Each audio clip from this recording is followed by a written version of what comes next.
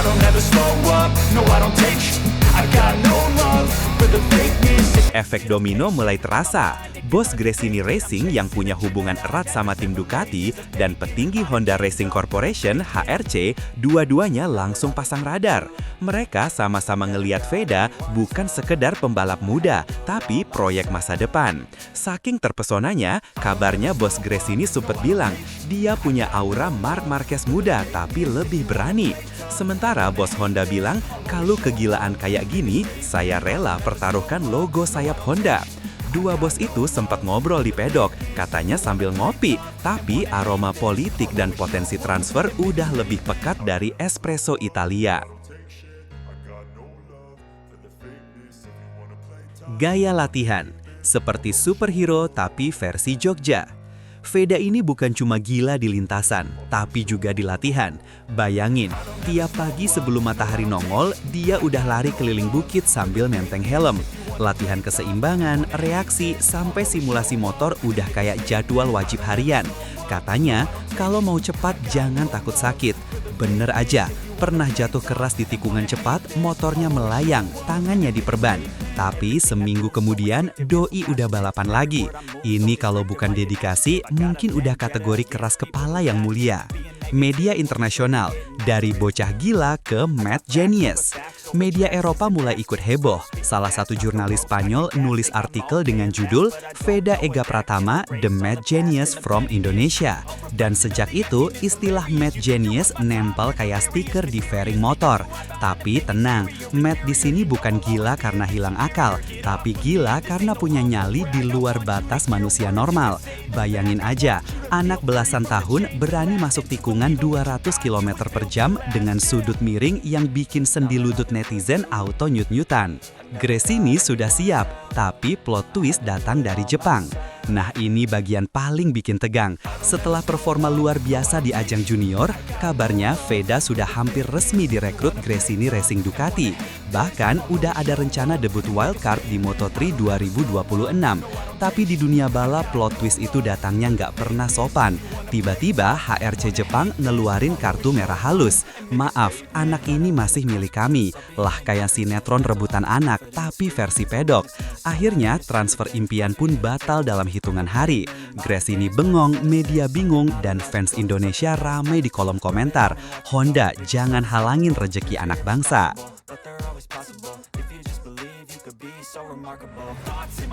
Bos Gresini, kecewa tapi tetap kagum. Meski kecewa, Bos Gresini tetap kalem. Dalam wawancara, beliau bilang, kami menghormati keputusan Honda, tapi kami kagum pada Veda. Ia kombinasi kecepatan Marquez dan kecerdasan Pedrosa. Gila, dua legenda disatukan dalam satu kalimat buat seorang remaja Gunung Kidul. Walau gagal berseragam Ducati, hubungan antara Gresini dan Honda tetap adem. Mereka tahu, bakat kayak Veda nggak bisa disimpan selamanya. Cepat atau lambat, anak ini bakal tembus ke Moto3, entah lewat pintu mana. Honda bergerak cepat, anak kami harus pulang. Begitu tahu transfer batal, Honda langsung tancap gas juga. Mereka ngumumin proyek baru bernama HRC Future Star Program. Dan Veda langsung dijadikan wajah utamanya. Bos besar HRC sampai nangis di video internal sambil bilang, Veda membawa semangat Asia dan keberanian Indonesia. Netizen auto, Bapak jangan nangis, nanti kami ikut.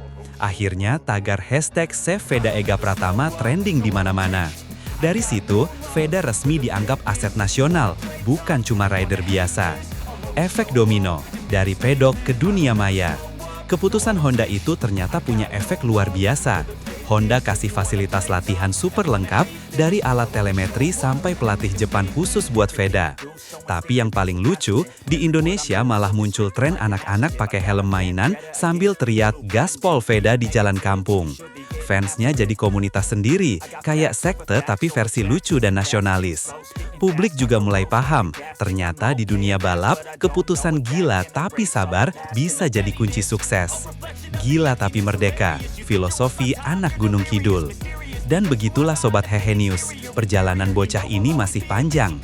Veda pernah bilang, kalau dibilang gila biarlah, tapi gila saya untuk merah putih.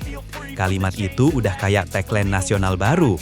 Dari Gunung Kidul ke Misano, dari latihan pagi di sawah sampai tes resmi Moto3, Veda menunjukkan satu hal. Gila itu perlu, asal tahu arah. Dalam dunia balap yang isinya politik, sponsor, dan ego, Veda membuktikan bahwa keberanian sejati datang dari hati, bukan dompet. Jadi ingat, jangan takut dibilang gila, asal gila lo demi sesuatu yang benar. Drama lintasan, dari tikungan ke perdebatan. Sobat Farhan Fact, kalau dunia balap bisa ngomong, mungkin dia udah bilang, ini bocah bikin deg-degan terus. Setelah penolakan transfer ke Gresini, pedok kayak medan debat politik. Ada yang bilang Honda egois, ada juga yang bilang langkah ini justru menyelamatkan masa depan Veda. Netizen Indonesia udah kayak komentator MotoGP dadakan. Honda main aman, kata satu akun. Yang penting Veda tetap gaspol timpal yang lain. Tapi di tengah kehebohan itu, Veda sendiri malah tenang.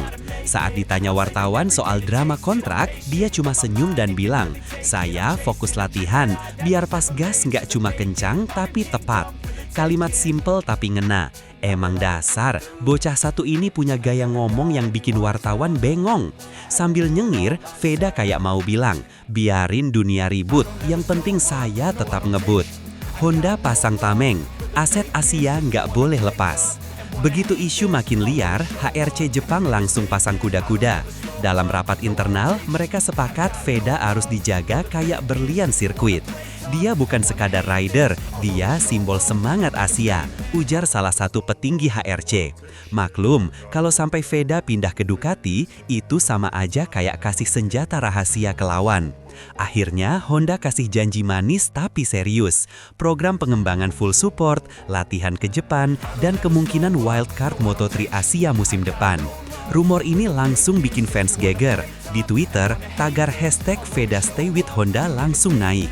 Fans pada bilang, kalau Honda serius, kasih aja motor prototipe buat bocah ini. Ya walaupun mustahil, tapi semangat netizen Indonesia emang nggak kenal logika. Di sisi lain, langkah Honda ini bukti mereka tahu, bakat sebesar Veda nggak muncul tiap dekade. Harapan baru, gila tapi terarah. Kini Veda melangkah ke babak baru, bukan sekadar pembalap yang disorot karena kecepatan, tapi karena keberaniannya mengambil keputusan. Saya nggak kejar nama besar, saya kejar kesiapan, katanya saat diwawancarai media Jepang. Kalimat itu bikin banyak pengamat manggut-manggut, karena di usia muda, Veda sudah ngerti bahwa karir bukan soal cepat naik, tapi kuat bertahan. Publik Indonesia juga mulai paham, penolakan ke Gresini bukan kegagalan, tapi strategi. Honda sudah siapkan rencana matang, fasilitas latihan, pengembangan mental, bahkan kemungkinan naik ke Moto3 lewat jalur Asia Talent. Sementara itu, di dunia maya, penggemar terus kirim dukungan lewat komentar, meme, dan editan lucu Veda naik motor sambil bawa bendera merah putih. Intinya, gila itu boleh asal tahu arah. Dan Veda sudah membuktikan, dari Gunung Kidul ke Eropa, dari Rookies Cup ke Moto3, dia bukan cuma pembalap, tapi simbol anak bangsa yang gak takut ngebut buat mimpi.